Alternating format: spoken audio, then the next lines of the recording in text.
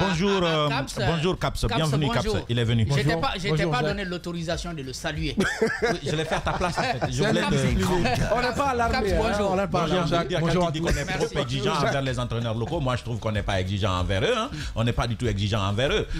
Qu'un entraîneur qui arrive, qu'il soit expatrié ou local, ce qu'on attend de lui, c'est de remporter la CAN. C'est ce qu'on veut. Au moins atteindre les demi-finales, c'est ce qu'on a exigé de tout le monde en fait. Maintenant qu'on change un entraîneur parce qu'on n'a pas atteint un objectif, ça dépend du type de contrat qu'il a eu.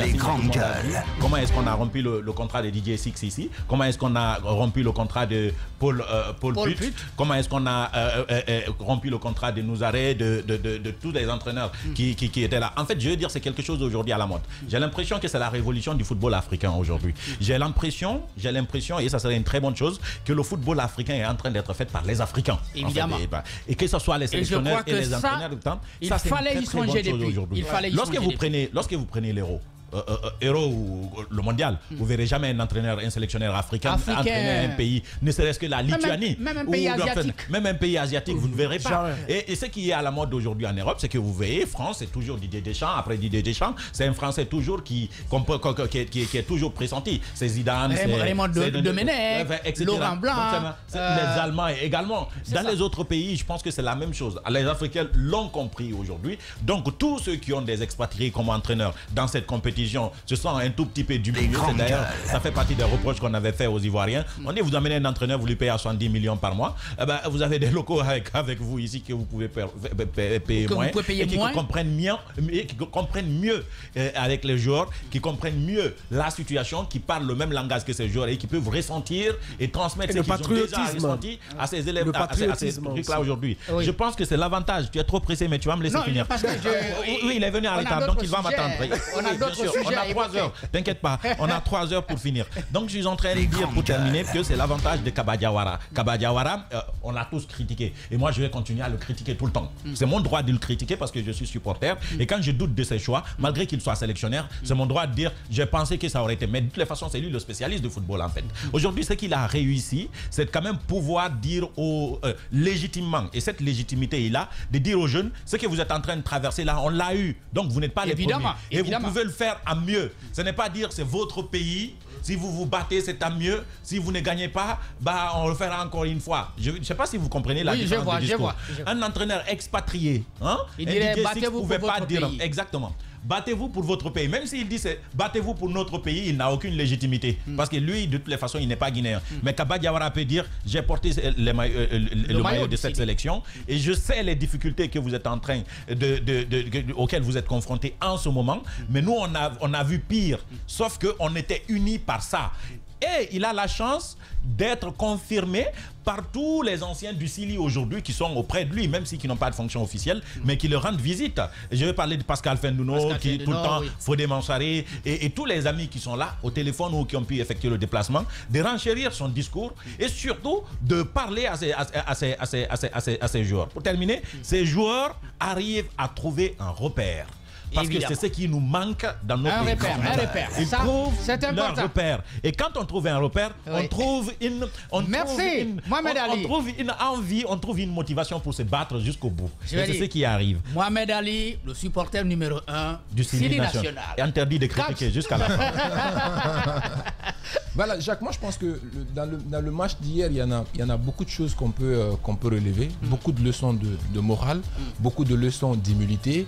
Et l'autre élément également, c'est de dire combien le football africain s'est développé. Cette CAN, elle est agréable à voir du point de vue organisationnel, du point de vue mobilisation des supporters, parce que le stade, il est rempli. Quand le Sili jouait, j'apprenais qu'il y avait 36 000 spectateurs dans le stade. C'est énorme. Et hier, le match Côte d'Ivoire-Sénégal, on a vu que le stade, il était rempli. Donc ça, déjà, c'est quelque chose. Et on sait que le Sénégal, par son habitude, joue en gérant le match. Ils gèrent le match, ils ne se pressent pas. Ils ont cette ascendance psychologique bien avant que le match commence parce qu'ils sont l'équipe championne de la CAN, de la dernière CAN. Donc ça déjà, ça pèse. Mais face à un adversaire comme la Côte d'Ivoire, qui n'a plus rien à perdre, surtout quand ils ont pris le premier but à la 3e minute, ils se sont dit, on n'a plus rien à perdre, c'est un panthère blessé qui est là, donc il faut tout donner. Et je pense que le jeu, la Côte d'Ivoire est restée à gérer le match jusqu'à l'égalisation. Dès que les Ivoiriens ont gagné ce pénalty-là, l'ascendance psychologique a changé. Ça s'est renversé et finalement, le Sénégal subissait. La Côte d'Ivoire s'est dit, on y croit, on peut pousser encore au bout et ils sont arrivés à pouvoir réussir quelque chose d'exceptionnel. Et c'est ça justement qu'il faut le dire. On a la Guinée équatoriale qui a fini première de sa poule avec 9 points, qui vient en phase d'élimination directe, qui perd. Oui. On a le Sénégal qui finit avec 9 points, qui vient en phase d'élimination directe, qui perd. Les Ivoiriens, ils ont commencé à ironiser sur la toile en disant que le dernier de la classe a fini par battre le premier de la classe. Oui, c'est-à-dire que le meilleur élève le dernier de la classe a eu son examen. Ça, hein, parce que c'est justement nous aussi, nous étions derniers. On était premier des derniers.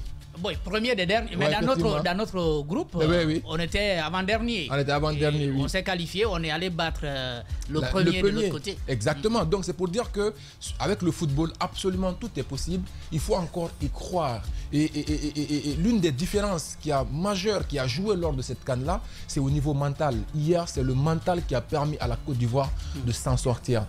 En faisant le parallèle avec la Guinée, c'est la même chose qui s'est passé également avec l'équipe de Guinée. Et pour revenir à Kaba Diawara, je pense qu'il y a quelque chose quand même qu'il faille saluer. S'il y a une seule réussite que Kaba Diawara a eue lors de cette CAN-là, c'est cette capacité qu'il a eue à fédérer l'équipe nationale de Guinée, à créer une forte cohésion entre eux et à travailler sur le mental des joueurs. On avait cru comprendre que cette histoire de prime qui avait commencé au sein de l'équipe pouvait déstabiliser, mais ils ont montré une certaine maturité que même en faisant nos revendications, on sait dissocier les choses, on sait faire la part des choses. Oui. On peut demander des revendications, mais à côté, on ne s'amuse pas avec la question nation, avec la question Guinée. Quand on sort sur le terrain, on mouille le maillot, on est venu au charbon, on donne tout et on est prêt à tout donner pour la nation.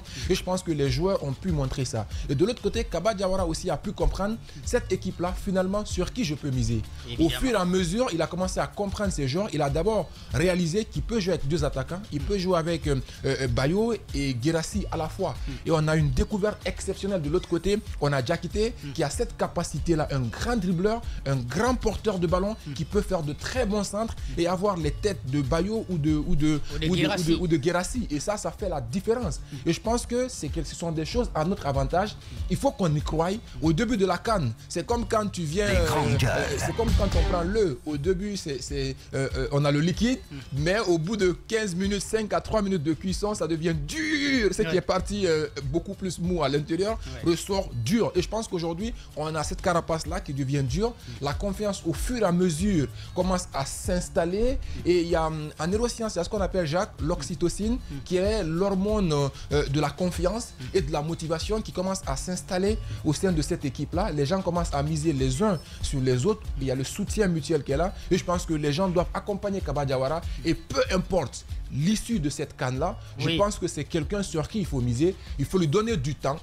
Je l'ai dit la dernière fois. Parce que le succès, exactement, le succès vient au bout du processus. Il y a beaucoup de choses en amont qui ne sont pas préparées chez nous, mais malgré ça, les jeunes sont en train de tout donner. Je pense qu'il faut donner le temps qu'il faut pour construire une équipe. Ça a été la même chose avec le Sénégal. Même s'ils sont sortis hier, ça c'est le destin, c'est le football, c'est inévitable, mais ils ont quand même produit du très bon jeu. Ils ont tout donné, ils ont mouillé le maillot. Mais le football a ses réalités et c'est ce qui a été hier. Et je pense que la Guinée doit tirer le son pour dire qu'on ne surestime absolument personne dans cette CAN et on ne doit sous-estimer personne parce que toutes les équipes se valent. Il n'y a que le terrain qui commande. Caps.